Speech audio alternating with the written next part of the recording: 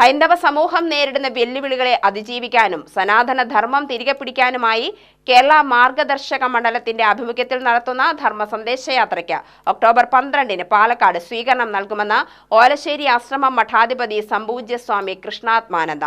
കേരളം തനിമയിലേക്കെന്ന ആശയം ഉയർത്തിയാണ് ധർമ്മ സന്ദേശയാത്ര നടത്തുന്നതെന്നും സംപൂജ്യ സ്വാമി കൃഷ്ണാത്മാനന്ദ വാർത്താസമ്മേളനത്തിൽ പറഞ്ഞു.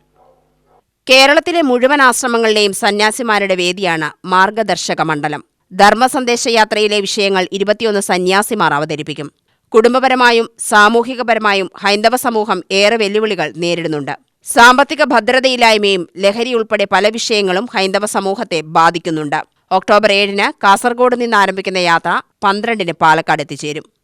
കേരളം ഇന്ന് നേരിടുന്നതായിട്ടുള്ള, പ്രത്യേകിച്ച് ഹൈന്ദവ സമൂഹം നേരിടുന്നതായിട്ടുള്ള പലതരത്തിലുള്ള ശൈഥില്യ അവസ്ഥ, കുടുംബപരമായും സാമൂഹികമായും ധാർമ്മികമായും സാമ്പത്തികമായും എല്ലാ രംഗത്തും ഹൈന്ദവ സമൂഹം പുറകോട്ട് പോയിക്കൊണ്ടിരിക്കുകയാണ്. ഒരുതരം അരാജകത്വം ആ സമൂഹത്തിലേക്ക് വ്യാപിച്ചുകൊണ്ടിരിക്കുകയാണ്.